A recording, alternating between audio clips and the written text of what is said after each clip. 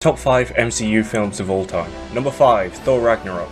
Not even close to the best Taika Waititi film, which is Jojo Rabbit, but it is still great regardless. Number 4, Guardians of the Galaxy. The worst in the Guardians series, but James Gunn still delivers a great film. Number 3, Guardians of the Galaxy Volume 2. A brilliant sequel that excels in almost every area. Number 2, Avengers Infinity War. Not really a movie, but more of an event. It balances the cast of characters very well, and the ending is iconic. Number 1, Guardians of the Galaxy 3. It is as good as you think it is, a very emotional story packed full of character. I've said it before, but this is the best that the MCU has to offer. The worst 5 MCU films. Number 5, Ant-Man and the Wasp Quantumania. Everybody knows how bad this is. Number 4, Ant-Man. Spoiler, this isn't the last time Ant-Man will be here, but this film was boring. Number 3, Thor, Love and Thunder. Not only did this look horrific, but it also felt like no one who was involved actually wanted to be there except Bale in the first scene. Number 2, Eternals. Shut up saying that this is a misunderstood masterpiece. It's a garbage, drawn-out abortion metaphor with good bits separated by valleys of terribleness. Number 1, Ant-Man and the Wasp. I just can't with these terrible Ant-Man films. A great cast just absolutely ruined. Proper garbage. Ranking all the Spider-Man films. Number 10, The Amazing Spider-Man 2. It's a garbage film. Number 9, Spider-Man 3. It's a fun film, but it's also a mess. Number 8, Spider-Man Far From Home. It's a good setup film, but outside of that, it's just fine. Number 7, The Amazing Spider-Man. Andrew did his best. Number 6 is Spider-Man Homecoming. I think it's Tom Holland's best solo outing as Spider-Man. Number 5 is the original 2002 Spider-Man, which is a classic of the superhero genre. Number 4, Spider-Man No Way Home. Really fun, but the film is complete bollocks. Spider-Man 2 is at number 3, and personally I feel it's the best of the Peter Parker films. At number 2 is Into the Spider-Verse. It's phenomenal, and it also won an Oscar. Number 1 had to be Across the Spider-Verse. It's just peak cinema. Ranking all the modern Doctors, and just FYI, I like them all. 5th place is Jodie Whittaker. She's someone whose performance I actually really enjoyed, but she was kind of saddled with the worst era of the modern show. 4th is Matt Smith. Calm down. He felt like his performances tended to be for younger audiences most of the time, and it wasn't my favourite, although I might be influenced in that opinion by the fact that his era was right next to Capaldi's. Number 3 is the vastly underrated Christopher Eccleston. It's a shame that he doesn't seem to like playing the Doctor, because he's the one that brought Doctor Who back. 2nd, David Tennant. Please everybody calm down. I know he's the Doctor that probably got you into the show, and he's probably the most iconic one, and I am excited to have him back, just there's somebody else who I love a bit more. Peter Capaldi at first. The only Oscar winner to play the Doctor.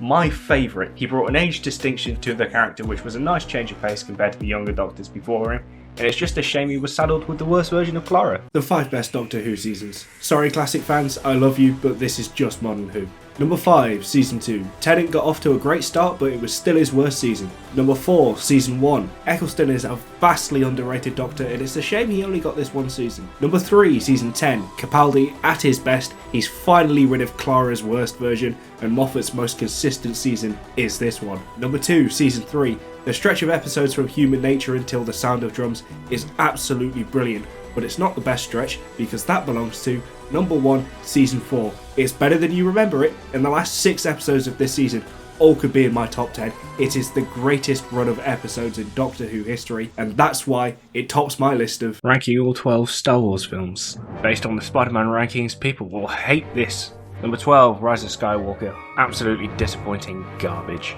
11, The Clone Wars. Just like Stargate, this series is goated, but the film sucks. 10, Solo: A Star Wars Story. 9, The Phantom Menace. Revisionism be damned, this film sucks in every aspect. 8, Attack of the Clones. I know many say this is the worst one, but I think it's fine. 7, The Force Awakens. I like the film, partly because I loved A New Hope, but I had fun nonetheless. 6, The Last Jedi. I know this one's going to be controversial, so I'll just let the people see down below. 5, Revenge of the Sith. Probably the most fun Star Wars film, as the movie really goes balls to the wall. Number 4, Return of the Jedi. A brilliant film that rounds off the original trilogy beautifully, but not perfectly. Number 3, Rogue One. Disney's best Star Wars film, and it's not even close. Fantastic ending as well. Number 2, A New Hope. The one that started it all, a masterclass in 70s filmmaking, and one of the most iconic films of all time. First place, obviously, is The Empire Strikes Back. Yeah, it might be an unoriginal pick, but it's the correct one. It's one of the best films of all time. My top 5 films of all time. Number 5, Django Unchained. Tarantino's best film for my money, with a stacked cast and a very well told story. Number 4, Grave of the Fireflies. The best and most devastating war film that I've ever seen. It will leave you shattered and thoroughly changed at the end of watching it. Number 3, Alien. The best of both sci-fi and horror. It's a perfectly told story from one of the best film crews ever assembled. Number 2, Spider-Man Across the Spider-Verse. After all, it's my list. A film that I didn't think would be as good as it is, but it blew me away and shoved the first to 6th. Number 1, Everything Everywhere All at Once. Just watch the film, please. It's phenomenal and I don't want to spoil anything. Top 5 worst films of all time. You voted for it, so I delivered. At number 5 is Fangs Out, a joke of a vampire film that doesn't deserve to be seen by human eyes, and I made another short video on it. Number 4, Bikini Hackers. I made a video on this one as well as a short review, because it just sucks so much. It's an amateur clusterfuck and it was horrific. Number 3, Thor, God of Thunder. The worst Thor film I've ever seen, an atrociously boring load of nothing. Number 2, Locked Up. I'm making a video about this one because there is that much wrong with it, so subscribe for that because I just can't dump it all here. Number 1, Jailbait. An absolute insult to the art form of cinema itself and an abomination that I cannot in good conscience recommend even as a joke.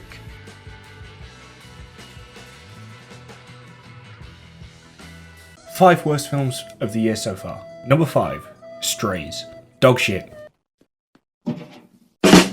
I think I laughed at this one once, even though it was more of a what the fuck am I watching, rather than a funny joke, haha. Number 4, Spider-Clan Lotus.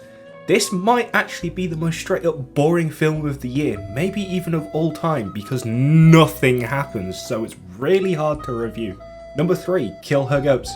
I've actually doubled the score for this film since I reviewed it ages ago, and it's not for the TNA, although that didn't hurt its rating. The film is still horrific, but at least I can appreciate that some effort did go into this film. Number 2, Fangs Out. I still don't understand why this film was made, why people agreed to be in it, or why they wanted their names in the credits. This seriously ran number 1 close. And number 1 is, of course, Bikini Hackers. It's still the worst film I've seen in my entire life, and it's horrendous garbage that I don't want to discuss further. The 5 worst major films of the year. To qualify, the film must have been released in the cinemas during the year 2023 or released as a major streaming service's original film. Number 5, It Lives Inside. Slightly above number 4 because whilst crap, this film was crap with a lot of style. Number 4, Five Nights at Freddy's. A movie made solely for FNAF nerds, of which I am not. Number 3, Strays. It was on my top 5 worst films of the year list. It is the only film from that list that makes it onto this list here. Number 2, Spy Kids Armageddon. It's an insult to the original series and they were crap too, so that should tell you everything about this abomination. And the worst, The Exorcist Believer. My sister's boyfriend, who I went to go and see this with, said that this was the worst film he's ever seen, and I can genuinely understand why he said that to me. It absolutely deserves to be crowned the worst of 5 movies I really want to talk about more. These are all from this year, and I can't wait to delve into them in my 2023 year in film review. 5, Barbie. It's the most successful review I did this year, and I have a lot more to discuss about this. Number 4, Five Nights at Freddy's, because the fans hate me for hating it, so I want to annoy them a bit more. Number 3, Kill Her Goats, because it's terrible, but in a really fun way. Number 2, Thanksgiving, because I feel like it's going to be a really long time until I enjoy a Spyglass film again. Number 1, Cat Person, because I can't make up my mind whether I like this film or not, and I think talking about it will help clear it up and make me focus my mind. So that's why it tops my list of